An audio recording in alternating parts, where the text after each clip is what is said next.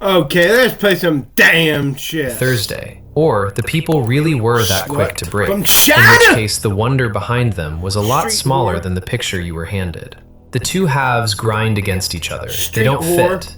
And that not fitting is the whole reason this stretch of the Bible gets skipped. It gets worse when you watch how God answers. You'd expect something to match the scale of the sea. A spring bursting out of the rock, a pillar of fire, anything. What you get instead in verse 25 is a piece of wood. The text says the Lord showed Moses a tree, and Moses threw it into the water, and the water turned sweet. That's it. The God who a week ago turned the sea into a wall now fixes a bad spring by having a man toss a branch in it. I'm not mocking it. I'm asking you to actually read it, the way you'd read anything else. And notice that the register has dropped through the floor. The cosmic showman of chapter 14 is suddenly doing folk remedies in the desert. This is the first thing that happens after the crossing.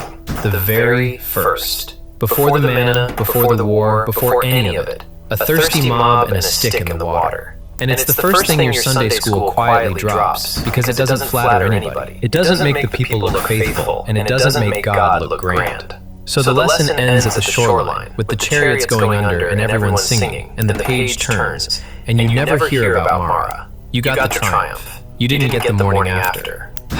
But thirst and grumbling, that's the tame part. I mean that. Of everything in these three chapters, a complaint about bad water is the thing you could almost defend. What they bury deepest is a single scene, sitting at the far end of these pages. And by the time we reach it, you're going to know in your gut why they stop the story where they stop it. There's a reason it's the last thing we'll read and not first. Hold on to that. We've got a way to go. Because before any of them said a word about thirst, before the bitter water, before the grumbling, the first thing those people did on the far bank was sing. And you need to hear what they were actually singing. Go back a few verses to the top of chapter 15 and you'll find it. The Song of the Sea.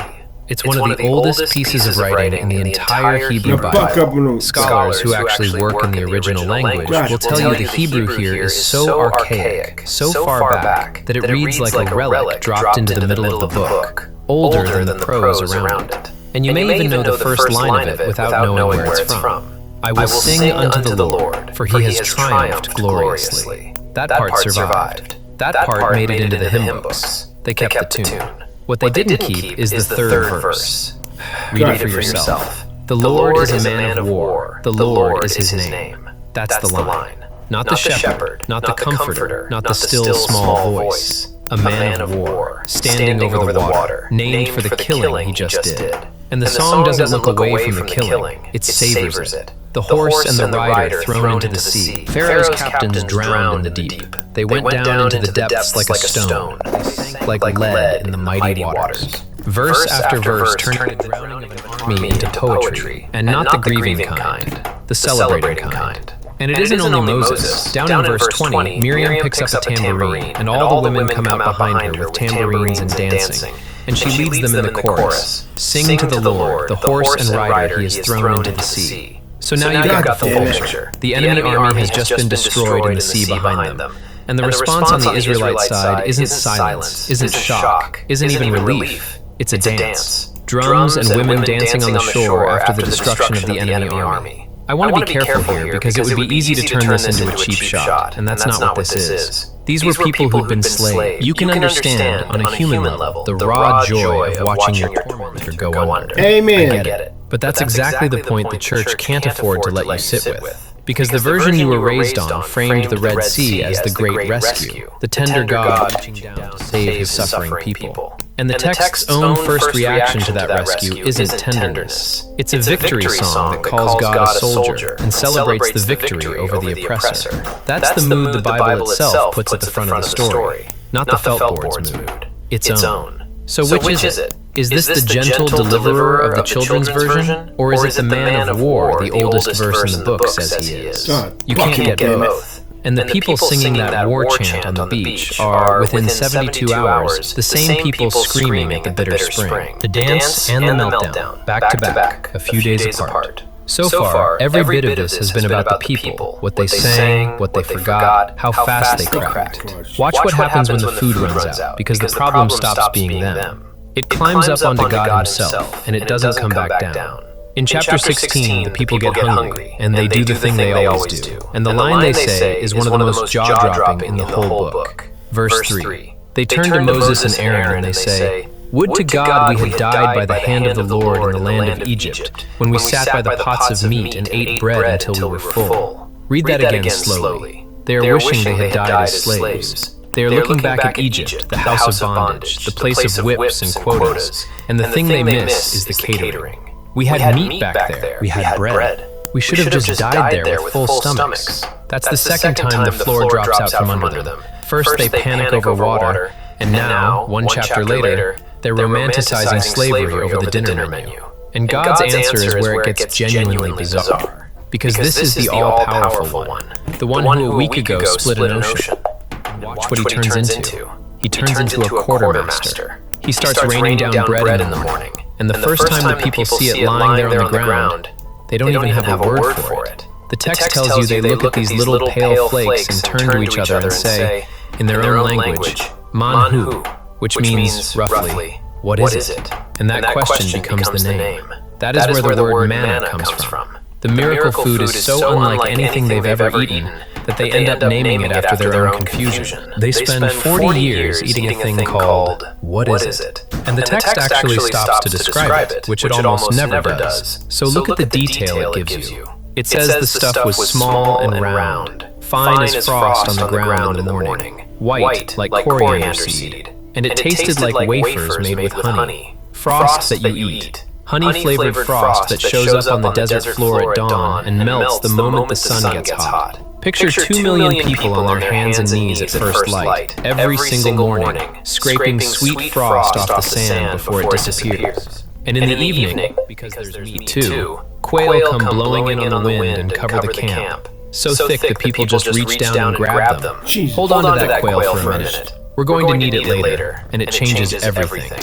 Because here's where the grandeur completely falls apart, and it falls apart in the rules. The instructions that come attached to this bread are not the commands of a cosmic deity. They're the rules of a man running a very strict pantry. Everyone gathers a set measure, an omer, they call it, a portion, one for each person in the tent. No more, no less. And then comes the part nobody ever reads to you. Verse 19. Moses tells them, "Do not leave any of it until morning." And some of them, of course, don't listen. They squirrel a little away, the way hungry, frightened people always do. Because what if there's none tomorrow? And verse 20 tells you exactly what happens to the leftovers. It bred worms, and it stank. The bread from heaven rots overnight and fills up with maggots if you try to keep any of it. The God of the entire universe has built a spoilage clause into his own miracle. Save a crumb past curfew, and by sunrise you're holding a stinking fistful of worms. Now here's the detail that I think actually gives the whole thing away, and almost nobody notices it, because you have to keep reading a few more verses to catch it. There's a calendar attached to the bread.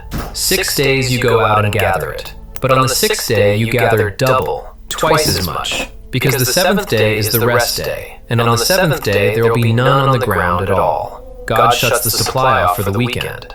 And that double portion you collect on the 6th day, the batch you're specifically told to keep overnight so you've got food on the rest day, watch what the text says about it. They kept it till the morning, and it did not stink, and there were no worms in it. So the bread rots overnight on a Tuesday and turns to maggots. But the exact same bread, kept overnight on a Friday, stays perfectly fresh. The spoilage rule has an exception, and the exception runs on the calendar. Think about what that means for a second. The maggots, somehow, know what day it is. The rotting was never about the bread going bad. It was a punishment for breaking a rule, switched on and off to enforce a schedule. That's not how food behaves. That's how a system of control behaves. And the people keep testing it, naturally, because people always do. Some of them go out on the 7th morning anyway, looking for bread, and find an empty desert.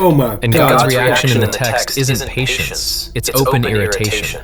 How long, he says, will you refuse to keep my commandments? He's annoyed. The maker of heaven and earth is out in the wilderness running a ration line, threatening the food with worms if you take too much, cutting it off on his day off, and getting visibly frustrated when people don't follow the pickup schedule. Sit in the size of that gap, because it's the whole point of the chapter. 1 week earlier, this is the force that overruled the Red Sea. that turned moving water into standing walls. And now that same force has shrunk down to a being who issues a daily bread allowance, polices the leftovers with rot, observes a strict weekend closure, and grumbles at the people who break the rules. That is not majesty, that's middle management. And the distance between the God who drowned an army and the God who counts your bread is so wide that the only honest question left is how on earth both of them ended up bound into the same scroll. Now, if any of this is landing, if you're sitting there realizing you've heard about the sea 100 times and never once heard about the worms in the bread, do me a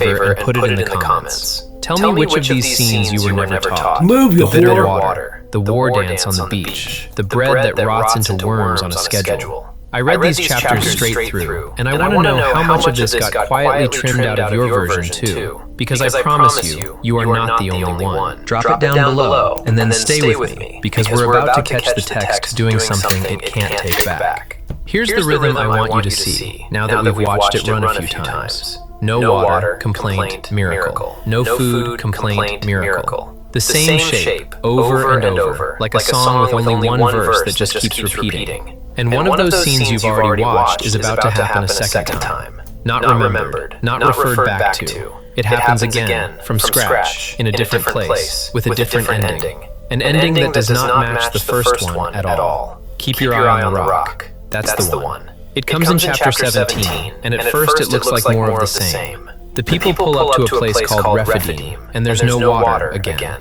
and they turn on Moses again. Only this time, there's an edge of real violence in it. Verse 3. Why have you brought us up out of Egypt, they say, to kill us, and our children, and our cattle with thirst? And a few lines later, Moses isn't just frustrated anymore. He's frightened. He cries out to God, "What am I supposed to do with these people? They are almost ready to stone me." That's how thin the whole thing is worn in just a few weeks. The man who led them through the sea is now standing in front of a mob, doing the math on whether they're about to pick up rocks. And God's answer is simple. Take your staff, the same staff, the one that came down on the Nile and turned the river to blood back in Egypt, and go on ahead, and bring some of the elders with you so they see it with their own eyes, and strike the rock at a place called Horeb, and water will come out of it. So Moses does. He hits the rock. Water pours out of solid stone in the middle of the desert. The crisis is over, and everybody drinks. And then the text does something quiet that's easy to read right past. It stops and names the place. Two names, actually. Massa and Meribah. And those names aren't decoration. One of them carries the sense of testing, and the other the sense of quarreling, of strife.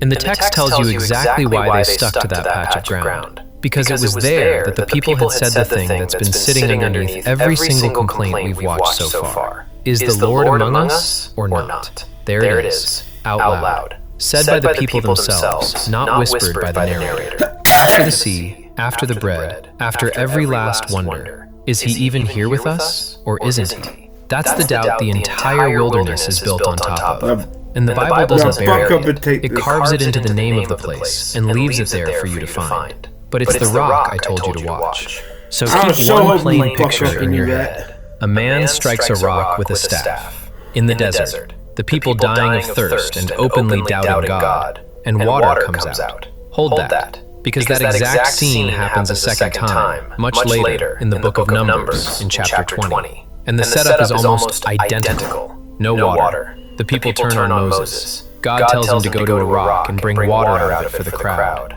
Same desert, same thirst, same rock, same water. Except this time it doesn't go the same way at all. This time God tells Moses to speak to the rock, just speak to it. And Moses, worn down, angry at the people, instead lifts the staff and strikes the rock, twice. And he says to the crowd, "Must we bring you water out of this rock?" Putting himself in the middle of it, taking the credit. And for that, God hands down a punishment that's staggering when you stop and feel the actual weight of it. Moses, the man who has carried these people from the day he stood in front of Pharaoh, is told he will never set foot in the Promised Land.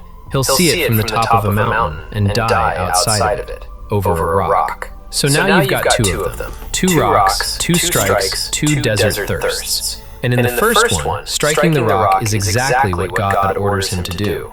And it's a rescue. And in the second, striking the rock instead of speaking to it is the great sin that costs Moses everything he's worked for. The same action, bringing water out of a rock with a staff, is the right thing in one story and the crime of a lifetime in the other. Don't solve that yet. Just hold the two of them side by side and let them sit there, refusing to line up, because that refusal is the whole thing. And here's what happens once you can't unnotice it.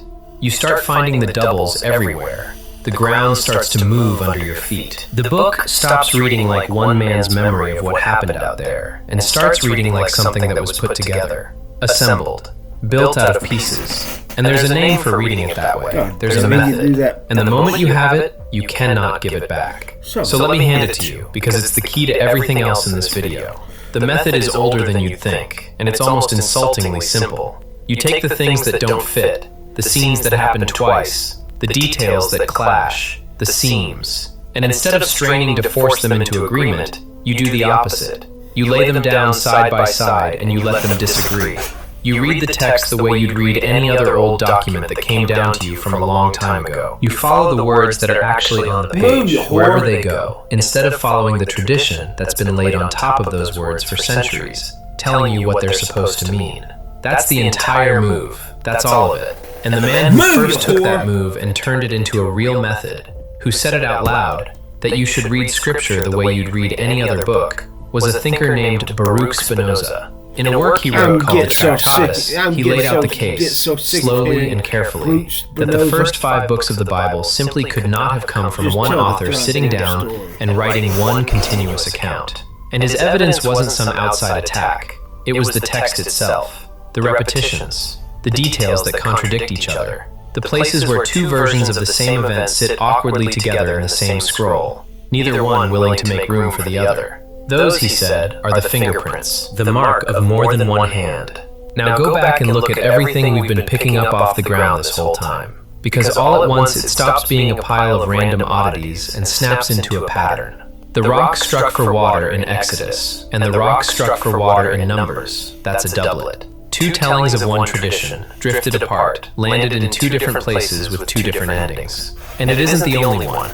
Remember the quail? I told you to hold on to it. In chapter 16, the quail come in the evening as a gift, pure food, no catch, no consequence. But in Numbers, in chapter 11, the quail come a second time, and that time it ends in ruin. The people gorge themselves, and a plague breaks out and punishes the people while the meat is still between their teeth. The same miracle. 2 completely opposite meanings. One a kindness, the other a severe judgment. Another doublet sitting in 2 different books told by people who clearly did not agree about what that story even meant. In that ancient war song back at the start, the one in Hebrew so old it doesn't match the writing around it. That's not a scene either. That's an entire, separate, older piece of poetry that somebody picked up and set down into the middle of the prose, like dropping an antique stone into a new ring. You can see the rim where it was placed. Now, the second you say any of this out loud in a church, you get the same answer back. And I want you to be ready for it, because you've heard it your whole life. The pastor hits the 2 rock stories and smooths it right over. Well, obviously it just happened twice. 2 separate occasions. God brought water from a rock more than once. No contradiction at all. And it sounds reasonable for about 3 seconds, until you line the 2 stories up and notice they don't just resemble each other, they rhyme all the way down. Same complaint, same staff, same wording, the place names doing the same job. That isn't life handing you 2 coincidentally similar mornings years apart. That's one story, remembered 2 ways, by 2 different communities, and then both copies got kept and sewn into the same book because nobody was willing to throw either one out. The, oh, it just happened twice, that is the tradition sitting on top of the text, putting its hand over your eyes so you don't look at what's right in front of you. The whole method is just taking that hand off your face and reading. And once you do, it shows up in a place you'd never think to check. The name. The actual name the book uses for God doesn't stay put as you move through these stories. It shifts back and forth. And here's the strange part. The personality shifts right along with it. In some stretches, he's close, walking among them, almost human, bargaining and reacting and changing his mind. In others, he's remote and terrifying, a presence on a mountain wrapped in smoke that no one can even approach without dying. And people reading this way noticed, a long time ago, that those aren't just the mood swings of a single character, they track. The God who feels one way tends to go by one name. The God who feels the other way tends to go by another, because they were written by different hands, in different times, carrying different pictures of who this God even was, and only folded together into one much later. Once you've seen that, you can't read a page of it the same way again. This is what Spinoza was pointing his finger at. When two passages refuse to line up, that's not a riddle for you to pray your way out of. That's the evidence talking. It's the seam where one source was stitched to another, and the thread is still showing. It's the collision of two editors who never met. The human fingerprints pressed right into the clay, left there for anyone willing to actually look. And the second you start reading these 3 chapters that way, the whole thing reorganizes itself in front of your eyes. Because every absurdity we've been walking through, the impossible forgetting, the God who parts a sea and then guards a breadbasket, the people who break down over and over in the exact same shape, none of it is the blundering of one uniquely foolish generation of escaped slaves. The people in the story aren't idiots. The text is layered. It's composite. Different memories of the wilderness, from different hands, in different moods, folded over each other and handed down to you as if it were one man's single, seamless diary of what he saw. And here's the part that should land somewhere personal, and maybe ache a little while it does. You were taught to read straight across those seams and never once feel the bump. You were handed the smooth version, the children's version, where it's all one voice and one story, and your only job was to nod along and believe. Nobody ever pointed at the worms in the bread, or the dance on the corpse-strewn beach, or the rock that gets struck twice with 2 different endings. And not because any of it was locked away in some secret vault. It was never hidden. It is sitting right there in the open, in the very same Bible on your own shelf. It just got read past, deliberately, for a very long time, by people who'd rather you not slow down. Once you see it, you can't unsee it. And I bet that some part of you already half saw it years ago, and got told, gently or otherwise, to look away. We've been building to one scene this whole time, the deepest seam of all, the thing the institution buries harder than anything else in these chapters. It's waiting at the very end of chapter 17, and your Sunday school will never, ever take you there. There's no reason left to hold it back. We're going now. It opens with a war. A people called the Amalekites come down on Israel at Rephidim, the same place, the rock barely finished giving its water, and the fighting starts. And it's worth knowing who these people were and how they fought, because the text comes back to it later, and it matters more than you'd guess. The Amalekites didn't line up and meet Israel head-on. They came at the back of the column. They went after the stragglers, the people who'd fallen behind, the ones who were faint and worn out and couldn't keep up, the weak and the old at the very rear of the line, and they cut them down. They preyed on the most defenseless people in the whole procession, while everyone was exhausted and strung out across the desert. Hold that, because it's going to make the next part land very differently than it first appears. Moses sends a young commander out to lead the men into the fight, and this is the first time this particular man's name shows up anywhere in the entire story. Joshua. The same Joshua who, decades down the road, will be the one to finally lead this people into the promised land that Moses himself never reaches. He steps onto the page for the very first time right here, as a field commander in a desert skirmish. And while Joshua takes the men down into the valley, Moses himself climbs up to the top of a hill overlooking the fight, with the staff of God in his hand. That staff again.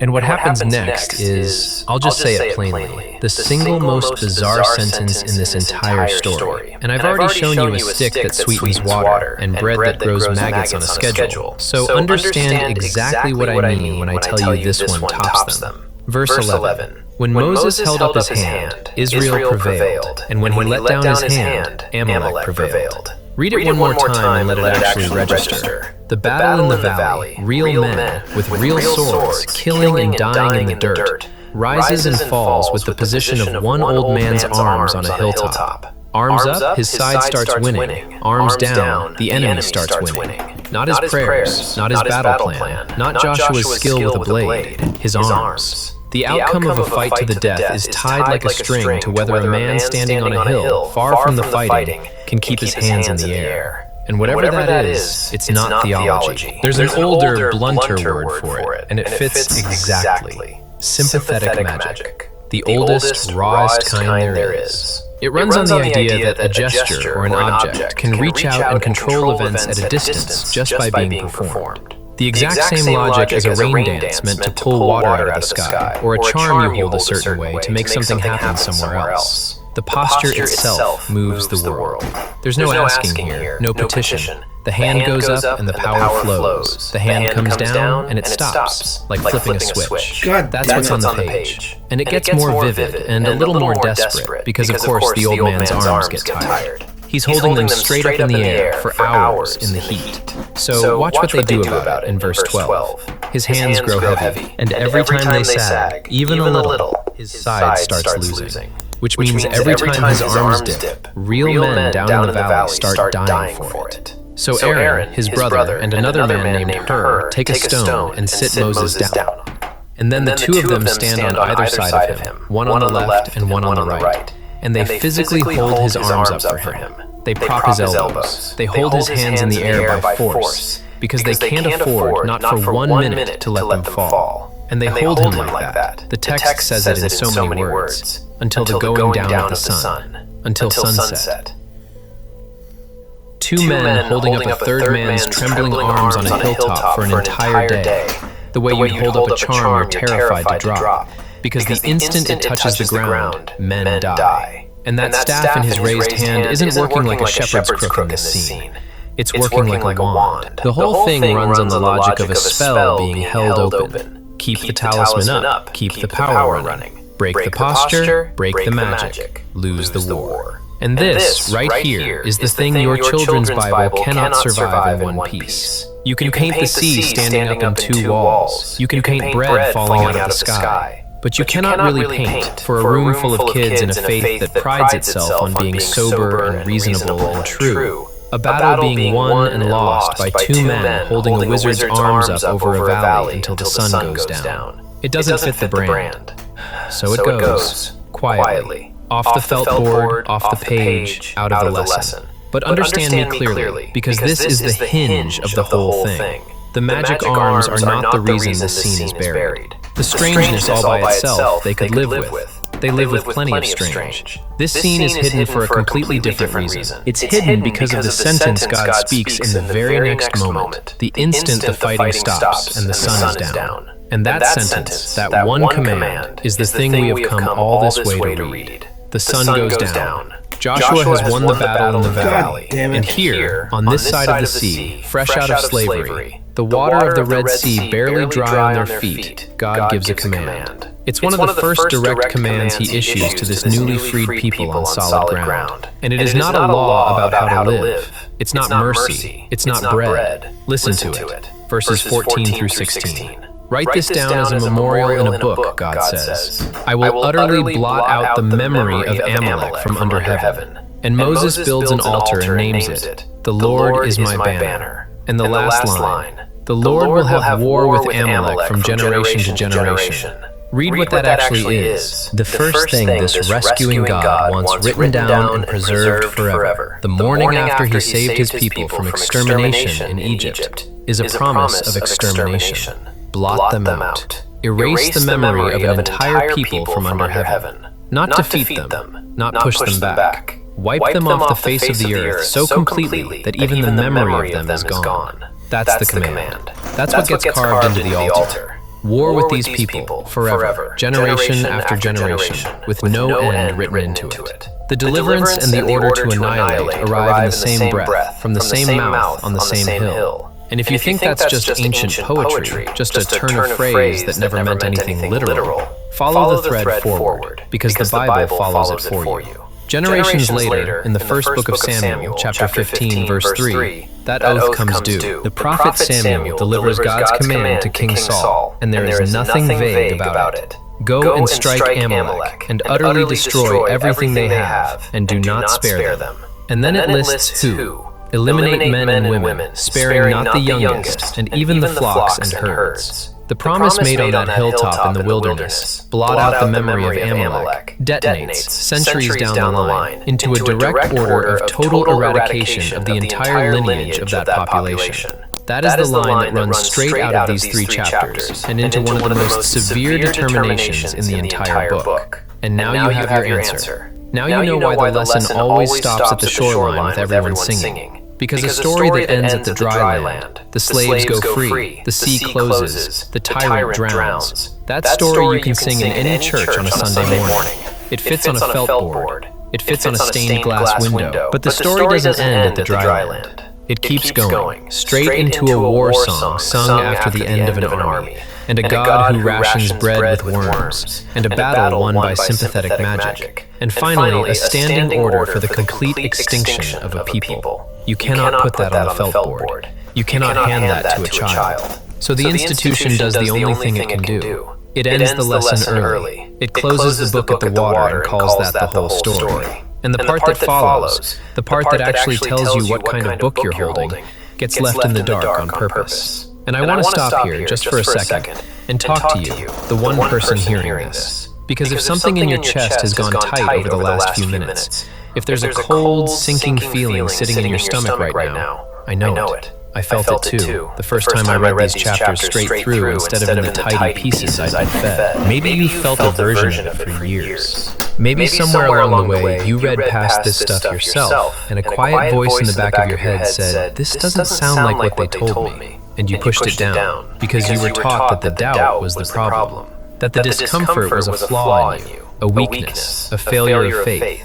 I'm telling you it was the opposite. That feeling was you reading clearly. It was the part of your mind that refused to be talked out of what was plainly on the page. You weren't wrong to notice. You were right. The thing they called a failing in you was the most honest, most intelligent thing about you, and it was trying to get your attention this whole time. So everything I promised you at the start is now out in the open. The scene they bury deepest, the one waiting at the end, you've seen it. The oath of erasure and where it leads. There's nothing left hidden in these chapters now. All that's left is the simplest question of all. And it's not about the text anymore. It's about you, standing where you're standing. And here's where I'll leave you. You came for the part after the sea, and you got it. The whole way. All the way down to the part the felt board never reached. Losing the smooth version, the seamless one where it's all a single gentle story, can feel for a moment like losing the ground under your feet. It isn't. The opposite of the children's version isn't emptiness. It's solid ground. It's standing in front of the actual text, with your eyes open, owing nothing to the tradition sitting on top of it. And that's not a loss. That's the most freedom you've had in years. This channel exists for one reason, to finish what Spinoza started. So tell me down in the comments, what else were you handed only as the children's version that you've been quietly wondering about ever since? I'll read them, and I'll see you in the next one.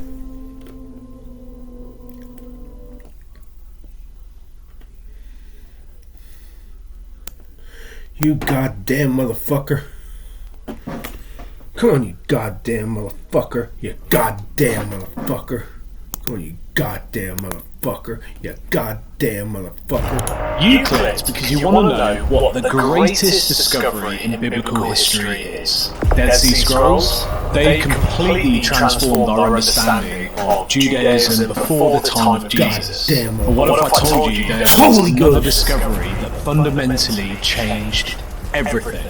Because hidden inside a collection of forgotten books, buried beneath the Egyptian desert, was evidence that challenged one of the oldest assumptions. What if the Christianity that survived wasn't the real, authentic Christianity? If that's true, the implications of this are enormous. The traditional story of Christian origins may no longer be as secure as many people have long assumed. Alright, let's dig in.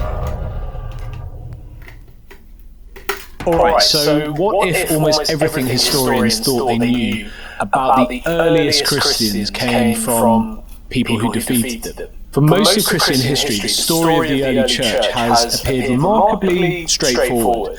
Jesus gathered disciples throughout Galilee and Judea. He proclaimed the coming kingdom of God and was crucified under the Roman governor Pontius Pilate. And according to Christian belief, rose bodily from the dead before commissioning his apostles to spread his message throughout the Roman Empire. Those apostles established churches, appointed leaders, and faithfully transmitted the teachings they had received, while occasional false teachers emerged from time to time, proposing ideas that the church eventually rejected as heretical. Although disagreements undoubtedly existed, the overall picture remained one of continuity. Orthodox Christianity preserved the authentic teachings of Jesus, while alternative movements gradually disappeared because they had departed from the apostolic faith. And for centuries, few people questioned this narrative. Indeed, it seemed entirely reasonable. And after all, the overwhelming majority of surviving Christian literature came from communities that eventually became Orthodox. The New Testament itself was preserved by the institutional church. The writings of the apostolic fathers were copied by the institutional church. Quality theologians such as Irenaeus, Tertullian, Hippolytus, and later Eusebius all belonged to the tradition that would eventually define itself as Orthodox Christianity. Consequently, when historians first attempted to reconstruct the earlier centuries of the church, they naturally relied upon the sources that had survived. Yet, Elaine Pagels asks us to notice something surprisingly obvious. What happens if nearly all your evidence comes from only one side of an argument? Pagel writes, "But the task of the historian, as I understand it, is not to advocate any side, but to explore the evidence. In this instance, to attempt to discover how Christianity originated." Right. Like, imagine attempting to understand the Protestant Reformation exclusively through the lens of writings of 16th century Catholic bishops while possessing none of Martin Luther's own works, or let's say imagine reconstructing Charles Darwin's theory of evolution solely through Victorian critics without ever reading on the origin of species. No modern historian will ever consider such an approach satisfactory, because every controversy sounds fundamentally different depending on who is telling the story. Yet this was precisely the position scholars found themselves in for almost 2,000 years when attempting to understand the earliest Christian movements condemned as heretical. The Church Fathers described these groups in extraordinary detail. Irenaeus devoted 5 substantial books to attacking them. Tertullian wrote fiercely against them. Hippolytus catalogued their beliefs. Read together, these writings present an apparently convincing picture. Orthodoxy appears ancient, unified, and faithful to apostles, while its opponents seem fragmented, speculative, and hopelessly confused about the whole thing. Their ideas are often described with ridicule, their theology dismissed as absurd, and their teachers portrayed as dangerous threats to the unity of the Church. And for generations, historians possess little reason to question this portrait, because almost none of the books written by the people themselves had survived. Or at least, that is what everyone believed. Everything changed in 1945 when an accidental discovery in Upper Egypt gave historians something they had never possessed before: the opportunity to hear the other side of the story. How could one accidental discovery in the Egyptian desert fundamentally transform the study of early Christianity? In December 1945 in Upper Egypt, near the modern town of Nag Hammadi, a local peasant named Muhammad Ali al-Samad set out to do something entirely unremarkable. Like generations of Egyptian farmers before him, he was searching for a sabbath, a nitrogen-rich soil that accumulated around the base of the limestone cliffs and could be used as fertilizer for local crops. There was no archaeological expedition here, no university research team, no historian searching for lost Christian manuscripts. The discovery that would eventually revolutionise biblical scholarship began with nothing more than extraordinary than a farmer digging in the earth. And while working near the cliffs of Jabal al-Tarif, Muhammad Ali's matter struck something unexpectedly hard, and buried beneath the soil stood a large sealed, earthenware jar almost a metre high, its mouth firmly closed, and according to the account later given by Muhammad Ali himself, he hesitated before opening it. Local folklore warned that ancient jars sometimes imprison jinn, supernatural spirits capable of bringing disaster upon anyone foolish enough to release them. But breaking the jar might reveal hidden treasure. Equally, it might unleash something altogether more dangerous. Are you going to take the risk? Faced with that uncertainty, curiosity eventually prevailed. When the jar shattered, there was no treasure, there was no gold, no precious jewels. Inside, the vessel contained a collection of old leather-bound books. At first, the discovery appeared almost disappointingly ordinary. To the villagers who discovered and handled them, these manuscripts looked like little more than old books written in an unfamiliar language. And they certainly gave no immediate indication that they would one day be regarded as one of the most important archaeological discoveries in the history of biblical scholarship. Indeed, had circumstances unfolded only slightly differently, they might never have reached historians at all, which is mad.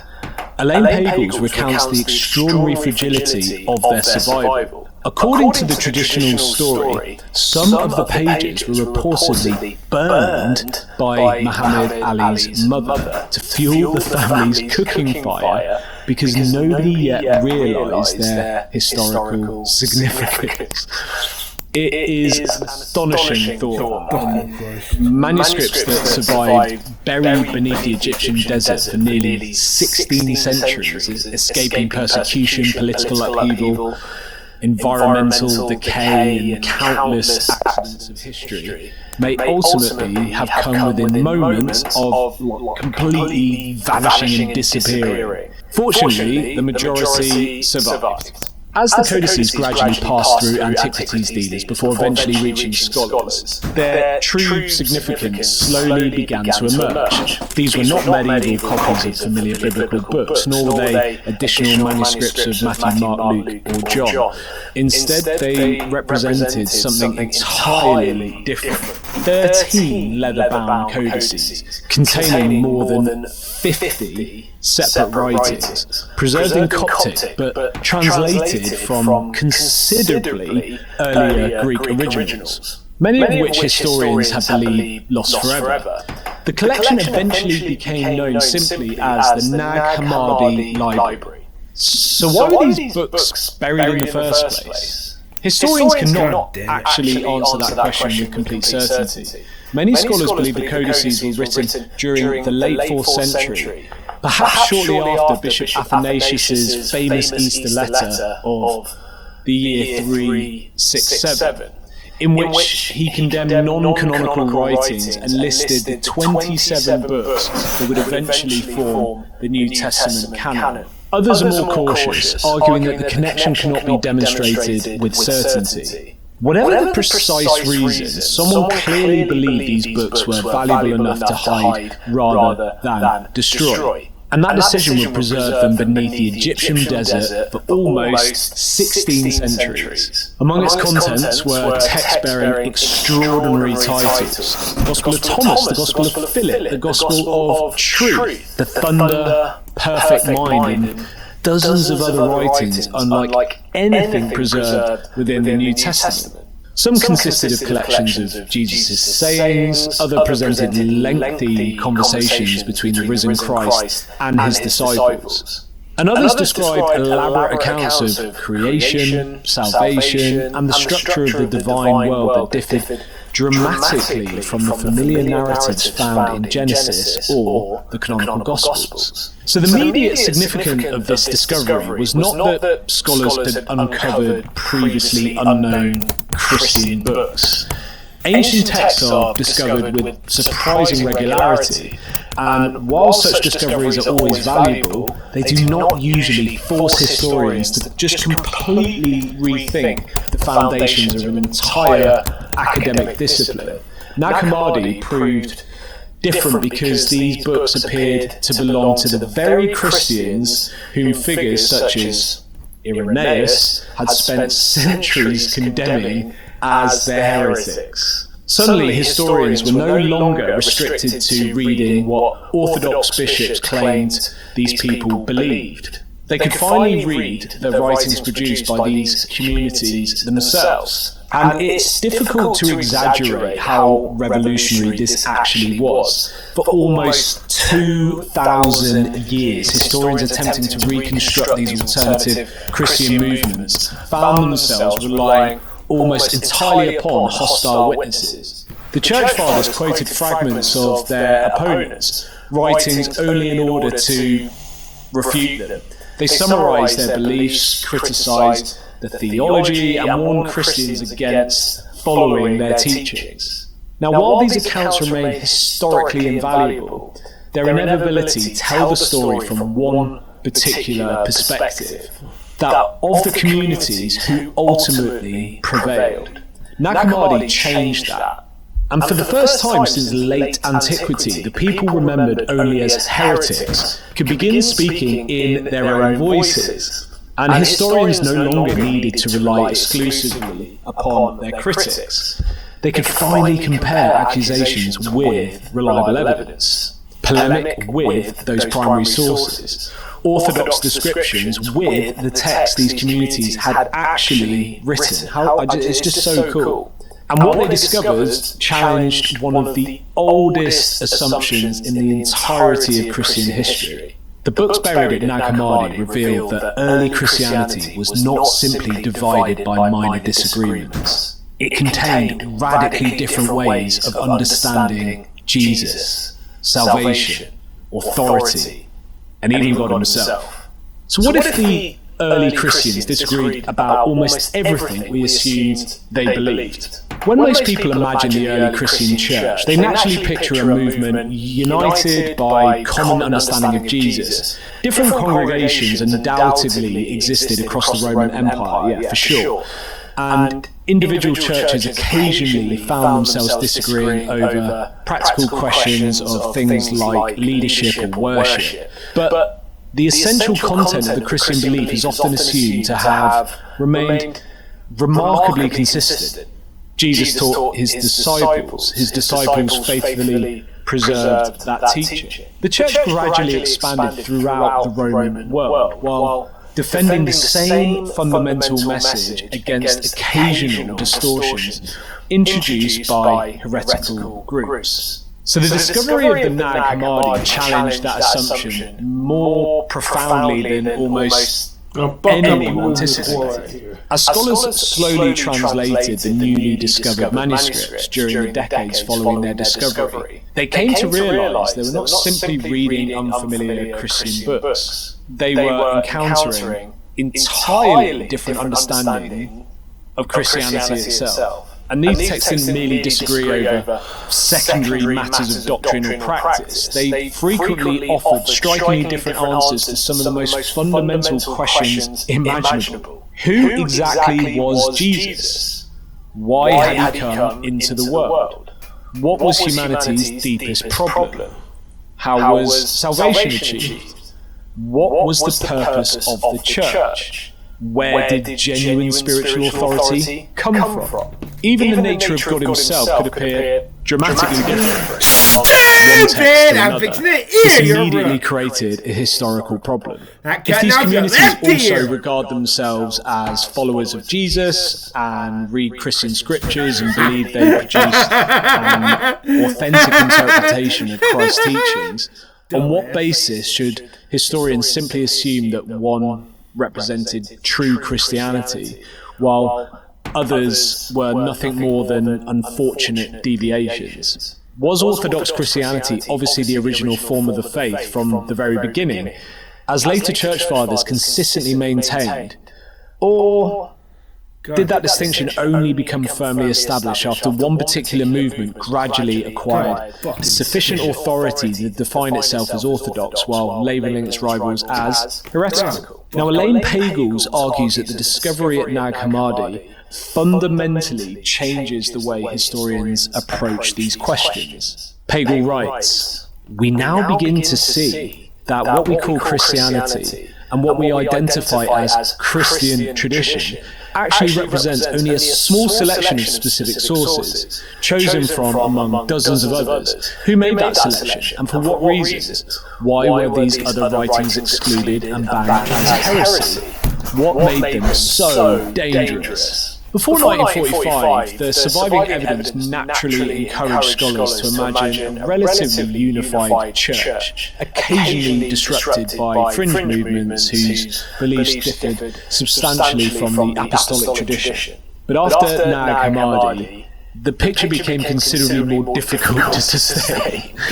Instead of finding one dominant form of Christianity accompanied by a handful of eccentric outsiders, historians increasingly encountered evidence for a remarkably diverse religious landscape in which multiple Christian communities interpreted Jesus in strikingly different ways, while simultaneously claiming to preserve his authentic message. Personally, I think the most striking aspect of these newly discovered writings is that they never present themselves as opponents of Christianity. They do not claim to have found a new religion. They do not reject Jesus at all. They do not encourage their readers to abandon the Christian faith. It's quite the opposite. Again and again, these texts insist that they preserve a deeper understanding of Jesus' teachings than that's available through public preaching of the church. They repeatedly claim that Jesus communicated profound spiritual truths privately to only certain disciples, truths requiring insight and understanding rather than simple acceptance of some public tradition. Whether historians ultimately believe those claims is another matter, I guess, entirely.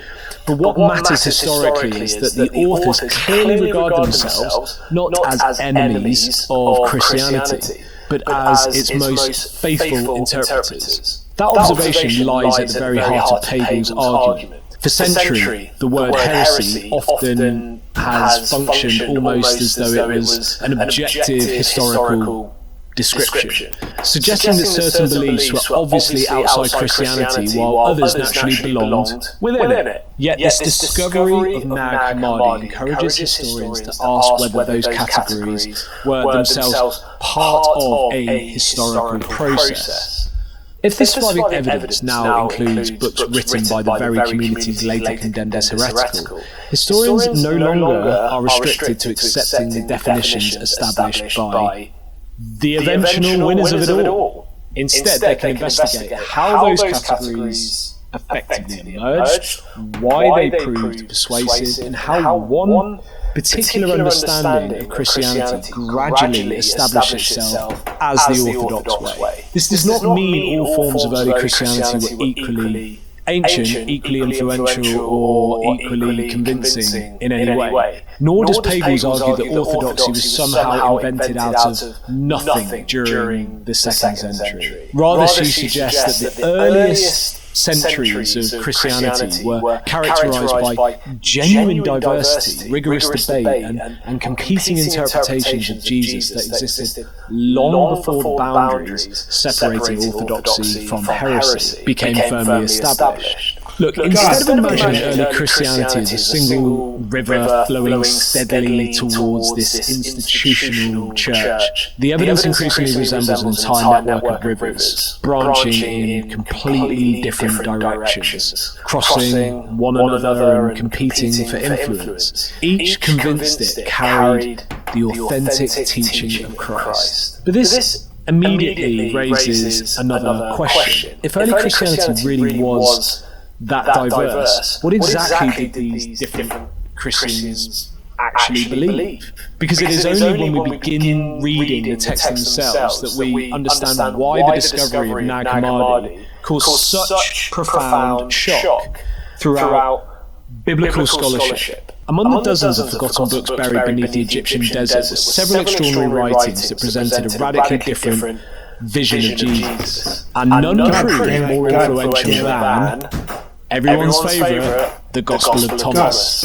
So what exactly did these forgotten books say that made them so fun and controversial? And why did the early church regard them as such a profound threat? Among the more than 50 texts discovered at Nag Hammadi, one writing has attracted more attention than almost any other, the Gospel of Thomas. Today is undoubtedly the best-known text recovered from Nag Hammadi Library. Not because it tells the life and story of Jesus in the way that Matthew, Mark, Luke and John do, but because it does something entirely different. In fact, one of the first things readers notice is what the Gospel of Thomas does not contain at all. There is zero account of Jesus' birth, there is no description of his baptism, there are zero miracles, there's no journey to Jerusalem, there's no crucifixion, there's no empty tomb, there are no appearances, and what's really striking is the Gospel of Thomas consists almost entirely of sayings attributed to Jesus, one after another, without any sustained narrative connecting them together. In total, the text preserves 140 sayings, some of which closely resemble material found within the New Testament, while others appear so entirely unfamiliar. Reading Thomas, therefore, feels less like reading a biography and more like listening to a teacher whose individual sayings have been collected together for careful reflection. Oh my gosh, I hope students never do that to me. Even its opening words immediately distinguish it from every canonical gospel. So rather than introducing Jesus' genealogy, like Matthew, the ministry of John the Baptist, like Mark, the careful historical investigation of Luke, or the eternal world of God like John, Thomas begins with a different claim. It reads, "These are the secret sayings which the living Jesus spoke, and Didymus Judas Thomas wrote down. Whoever discovers the interpretation of these sayings will not taste death." Those opening sentences deserve careful attention because they immediately introduce themes that appear repeatedly throughout the Nag Hammadi library. First, these are described as secret sayings. Second, eternal life depends not merely upon hearing them. It depends on discovering their interpretation. This is so extraordinary. And what a way to begin a gospel. The canonical gospels repeatedly present Jesus preaching openly before crowds, his parables are heard by thousands, his miracles are performed publicly. Even when he explains certain teachings privately to disciples, those explanations ultimately become part of this public proclamation of the church. Thomas, however, immediately creates an entirely different atmosphere. The reader is invited into a conversation that appears reserved for those capable of understanding deeper truths, hidden beneath the surface of Jesus' words. And Elaine Pagels argues that this distinction lies at the heart of the Gospel of Thomas, where Orthodox Christianity increasingly emphasised faith in the public events of Jesus' life, death and resurrection. Thomas repeatedly directs the reader towards an understanding. The crucial question is not simply, do these events happen, but have you understood what Jesus is really saying here? That emphasis becomes even clearer as we continue reading. In one famous saying, Jesus declares, "The kingdom is inside you, and it is outside you. When you come to know yourself, then you will become known, and you will realise that it is you who are the children of the living Father. But if you do not know yourselves, then you dwell in poverty, and you are that poverty." Man, compare that with the way the kingdom of God is often presented within the canonical Gospels. Matthew frequently speaks of the kingdom as something approaching the future, whereas Mark announces the kingdom has drawn nearer. Luke often combines present and future dimensions and puts them all together. But Thomas shifts that attention again. The kingdom is not primarily something that humanity is waiting to receive. It's already present. The tragedy is that people fail to get it and recognize it. Again, another saying illustrates precisely the same point. When the disciples asked Jesus when the kingdom will come, his answer is pretty striking. It will not come by waiting for it. It will not be a matter of saying, here it is, or there it is. Rather, the kingdom of the Father is spread out upon the earth, and people do not see it. Notice what's happened here. The problem facing humanity is no longer simply sin, nor is it merely ignorance of historical events. The problem is blindness. Reality itself is already saturated with the presence of God. Human beings simply fail to perceive it. Elaine Hagels argues that this emphasis reflects one of the defining characteristics of many of the Nag Hammadi writings. Salvation increasingly becomes associated with awakening rather than simply believing, with this form of perception rather than a type of obedience, and with a spiritual understanding rather than like a membership, an institutional membership of the church. And the task of Jesus is therefore not to simply establish a church or communicate a body of doctrine, but to awaken humanity to truths that have remained hidden to everyone in plain sight. It is here that the Greek word gnosis becomes particularly important. The word simply means knowledge, but not knowledge in the ordinary.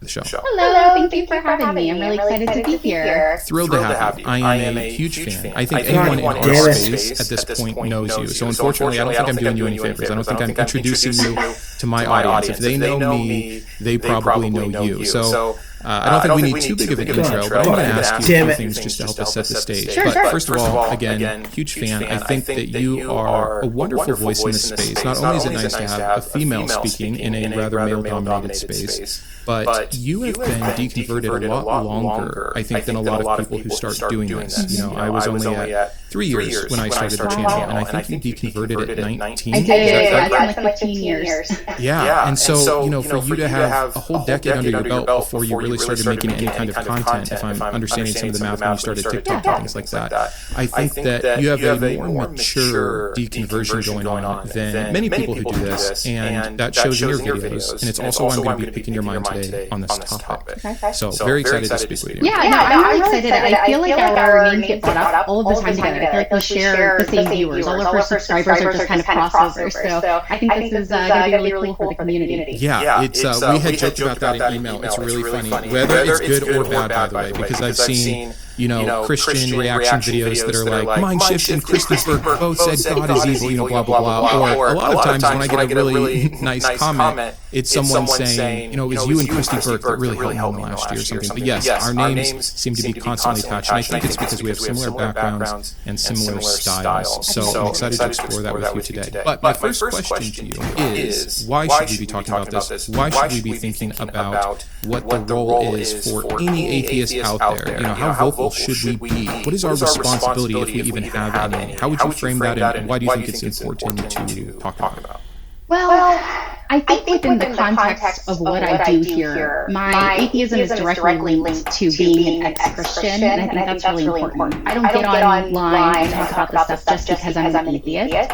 I get online and I talk about it because I've been through it. I used to be a very devoted Christian, and I have firsthand experienced the harm that comes when people are raised in these ideologies that kind of force them to be a certain way that they may not have otherwise been, raised with freedom, you know, to think and believe and be themselves. And so I've seen firsthand the damage that's done when you grow up and you realize that you might not believe all the things you were taught to believe. And then I look around and I see all of these other people who are going through.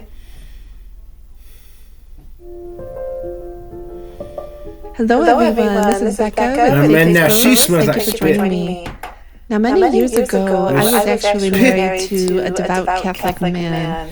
And there was a necklace that I knew was very dear to him, and he wore it almost every day. And one day he finally revealed to me what was so important about it. He said that he had purchased it at his church gift shop, this necklace that he purchased at his church for around $12. promised him eternal salvation, damn it. and that inscribed in the necklace was the promise of salvation for anyone who wears this necklace at the time of their death. Not merely symbolic or inspirational, but real. I remember staring at that necklace and thinking, how exactly does salvation work? Can a necklace really influence who gets saved? If not, then why is it being sold at a church and misleading people like my ex-husband? And if so, then what does that reveal about God's divine plan? How arbitrary is it? At the time, I brushed those questions about salvation aside, but years later it came back. And the deeper I reflected upon Christianity's teachings about salvation, the less clear it became. Christians all agree that salvation is the most important thing in the universe. It determines a person's eternal fate. Yet they can't agree on what causes it. And the deeper I looked, the more I noticed how every salvation theory solved one problem while creating another. No matter where you turn, something isn't right. And eventually this led me to a question that I couldn't shake. What if the real problem isn't choosing the right salvation theory? What if the real problem is this idea that humanity should be divided into the saved and the unsaved at all? In response to my latest video that was about the very moment that I deconverted from Christianity, a Christian left this comment. She said to me, "Some leave our faith, some find our faith. God is separating the sheep from the goats. All is well." So this is the Christian idea that people need to be put into groups of either sheep or goats, good or bad. In the Bible, John the Baptist says, "I baptize you with water for repentance, but after me comes one who is more powerful than I, whose sandals I am not worthy to carry. He will baptize you with the Holy Spirit and with fire. His winnowing fork is in his hand, and he will clear his threshing floor, gathering his wheat into the barn and burning up the chaff with unquenchable fire." And this is said to be a metaphor for real human beings. Some will be kept safe in the barn, while others are tossed into an unquenchable fire. And according to the Gospels, Jesus himself even says, "As the weeds are pulled up and burned in the fire, so it will be at the end of the age." So that's where this Christian commenter gets this idea from. As the story goes, some people belong with God and others simply do not. But that separation is seen as ultimately a good thing. What's interesting is that Christians who disagree about almost everything else often agree about this.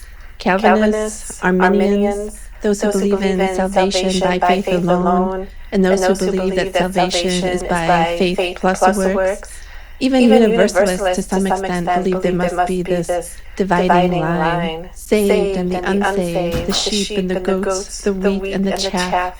And this got me to thinking, why? Why should dividing humanity be God's end goal at all? What problem is being solved?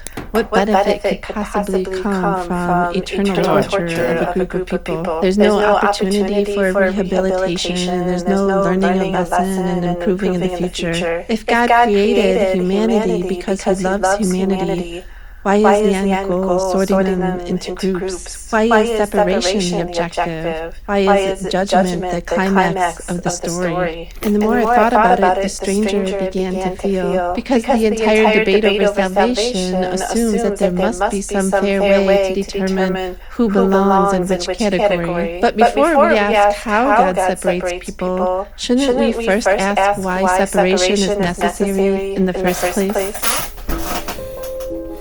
First among salvation theories is the idea that salvation comes by faith plus works. And this is one heavily adopted by the Catholics and some other denominations as well. So according to this theory, merely believing and loving Jesus isn't enough. We have to see evidence of your love for God and for your fellow humans through your works. The Lord, when the Son of Man comes, he'll divide them like sheep and goats, right? To the sheep, they'll go to everlasting rest with my Father, and to the goats, to damnation. What is the differentiation between the sheep and the goats? Well, to those who are saved, those who go to heaven, essentially, Jesus says what he says, "I was naked and you clothed me. I was hungry, you fed me. I was ill and in prison, you visited me." And they say, when did you do that? When did we see you naked and hungry and alone? And he says, as often as you did it for one of the least of my brethren, you did it for me. And to the others, he says, I was hungry, you didn't feed me. I was naked, you didn't clothe me. I was ill in prison, you didn't visit me. And they will say to them, to Jesus, when did we see you? And he says, as often as you didn't do it for one of the least of my brethren, you did not do it for me. But the differentiation between heaven and hell is not based off of, did you believe in me? The differentiation between heaven and hell is not, did you have faith in me?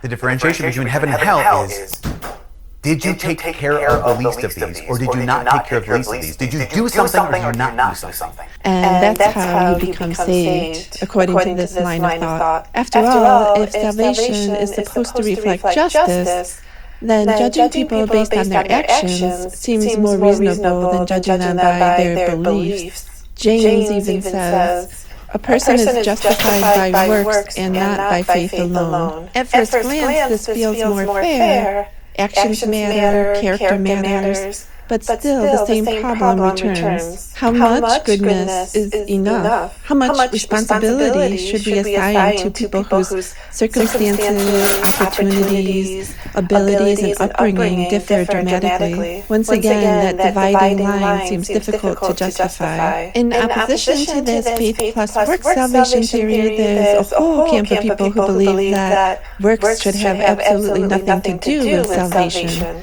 that we should only judge people based on their faith. And they justify their stance with verses like this, Ephesians 2:8-9. For it is by grace you have been saved through faith, and this is not from yourselves. It is the gift of God, not by works, so that no one can boast. For we are God's handiwork, created in Christ Jesus to do good works, which God prepared in advance for us to do. And 1 Samuel 16:7. Man looks on the outward appearance, but the Lord looks on the heart. So these are some verses that definitely make a good case for faith alone being the path to salvation. But it is in direct contrast to the other verse, which specifically says, not by faith alone. So we see this pastor emphasizing how we need to have faith in Jesus alone and not in our own works. God is showing you His love right now. The Bible says God commendeth or showed His love toward us, in that while we were yet sinners, Christ died for us. Will you accept by faith what Jesus has done for you? Will you receive this free gift of salvation? And so, how do we do this? First, you need to recognize your sinfulness and see it as God does. And then you believe as best you know how, trusting that Jesus paid your penalty. And you trust Him as your only hope for heaven, like you trust a parachute jumping out of an airplane, or like you trust the chair that you're probably sitting in right now. You put all of your faith in what Jesus did for you on the cross, and you're not trusting in anything else. We can be saved by putting our faith in Christ. Oftentimes that's expressed through a prayer, but the prayer itself is not what saves you. The words that you speak or pray to the Lord is not what saves you, but it's the faith in your heart. People who follow this line of thought tend to emphasize the posture of your heart, and that's how you're ultimately going to be judged, that God can see through you and know exactly where your heart is, and that's how you'll be judged. Will the way that you're currently living your life result in Jesus saying, well done, or depart from me, I never knew you? Many Christians out there don't show a high regard to the fact that the Lord is an examiner of the heart. We cannot forget that on Judgment Day, when God judges us, He's going to be looking at the condition of our hearts, the imaginations, the motives, and the intentions. So faith is going a little deeper than mere belief, but also just how much you love and believe in Jesus. Because faith doesn't seem to mean merely belief. After all, according to the Bible, even demons believe that God exists. So belief alone cannot be enough. Instead, faith gradually becomes something more: trust, surrender, a willingness to follow God and have a relationship with Christ. At first glance, this seems more reasonable than the other salvation theories. If God exists, evaluating a person's character seems more just than evaluating whether they're in the right denomination or if they've heard the right religious arguments. But this idea raises another question. Where does a person's heart come from? Why is one person trusting while another is suspicious? Why is one person emotionally open while another is closed off? Why is one person hopeful and another is cynical? Human beings do not choose their hearts in a vacuum. We are shaped by genetics, upbringing, traumas, relationships, mental health, and life experiences. I've seen people become angry after unexpectedly losing a spouse. I've seen people lose faith after the death of a child. I've seen depression drain hope from good people. I've seen bipolar disorder dramatically alter the way people experience reality. Are these failures of character? Or are they consequences of being human? And there is another big problem to this theory, because most Christians still insist that faith in Jesus remains necessary for salvation. Imagine an atheist, not a caricature, but a genuinely kind, compassionate, truth-seeking atheist. Someone many Christians would describe as having a good heart. If they remain unconvinced of Christianity, are they saved? For many Christians, the answer would still be no, because they didn't put their faith in Jesus. And if faith in Jesus remains that dividing line, then we're right back to where we started. Why should belief be the thing that determines a person's eternal fate? And there's yet another problem with this salvation theory, and that's that if God simply judges us by our hearts, then why was Jesus' death even necessary? If God can already see every human heart perfectly, then why require a sacrifice? Why require some intermediary? Why require death at all? The more I thought about it, the more this solution seemed to inherit the same problem as every other salvation theory. It solves one problem while creating others. And beneath all of these theories lies an even deeper conflict. And it's that Christians want two things to be true simultaneously. And that's for humans to be genuinely free, and for their God to know the future with certainty. But at the same time, they want humans to have free will so that they can explain many of the horrors that happen in this world and blame it on free will, rather than God, the creator and designer of everything. But let's think about what this means. If God already knows every future choice that I will make, then can I actually choose any differently? Because if I can choose differently, then that means God's knowledge could be wrong. And an all-knowing God can never be wrong. This creates a difficult tension because the future must either be genuinely open or perfectly known, but it's difficult to see how it could possibly be both. Let's listen to a discussion about this conflict between Ian from the Allegedly Ian channel and Jordan Peterson. People like Graham Hoppe make arguments about the incompatibility of omniscience and free will, that if God created this world, if he chose this world instead of that world, then he makes it causally inevitable every single action that we were going to make. If he made a world where we were just electrons in love, then none of this would have happened. But by making us in this world, knowing exactly what's going to happen in the future, it makes all of those events inevitable, which means that they're all causally determined, which means that we have no But what he first realizes that made everything. Okay, so then there's the double bind, right? So either he couldn't have done it, in which case he lacks the power, or he could have done it, in which case we don't have free will, because he chose this world instead of that world, making the events of this world instead of that world inevitable, because infallible instead of be wrong. This creates a difficult tension because the future must either be genuinely open or perfectly known. But it's difficult to see how it could possibly be both. Let's listen to a discussion about this conflict between Ian from the Allegedly Ian channel and Jordan Peterson. People like Graham Hoppe make arguments about the incompatibility of omniscience and free will, that if God created this world, if he chose this world instead of that world, then he makes it causally inevitable every single action that we were going to make. If he made a world where we were just electrons in love, then none of this would have happened. But by making us in this world, knowing exactly what's going to happen in the future, it makes all of those events inevitable, which means that they're all causally determined, which means that we have no free will, if you believe in an all-good God, or an all-knowing God that made everything. Okay, so then there's going to be a double bind, right? So either he couldn't have done it, in which case he lacks the power, or he could have done it, in which case we don't have free will, because he chose this world instead of that world, making the events of this world instead of that world inevitable, because infallible. I don't understand where you're headed. Which means that the free will defense fails. Many Christians try to resolve this tension through God's time timelessness or middle knowledge. Others simply accept it as a mystery. But regardless of the solution, the problem remains relevant to salvation.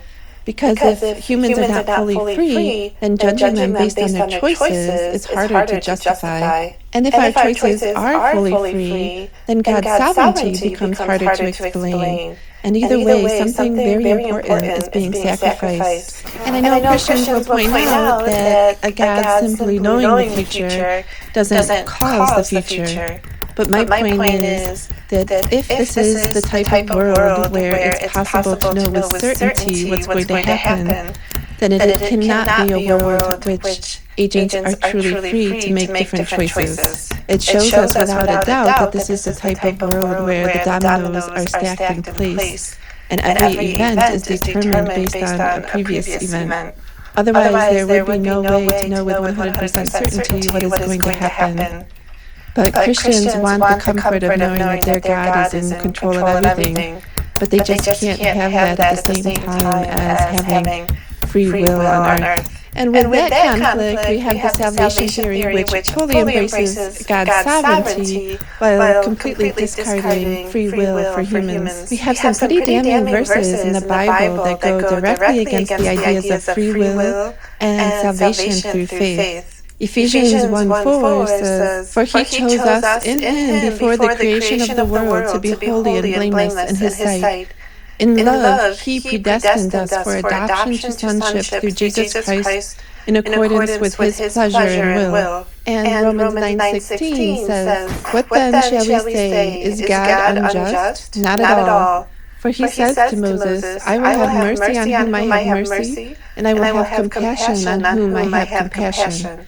It does not, therefore, depend on human desire or effort, but on God's mercy. So the Bible directly says that human desire or effort has no bearing on salvation. John 10:26.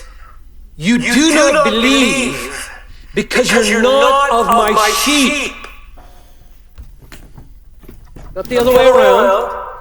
It's not because you do not believe, therefore you're not part of my sheep. He doesn't say that. He says, because you're not part of my sheep, that's why you don't believe. So, John says, being in the book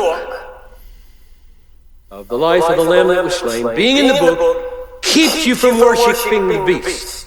Luke says, being ordained to eternal life brings you to believe. Jesus says, being part of my sheep is why you believe. In other words, God's choosing who will be rescued from rebellion and wrath in Christ is not based on foreseen faith.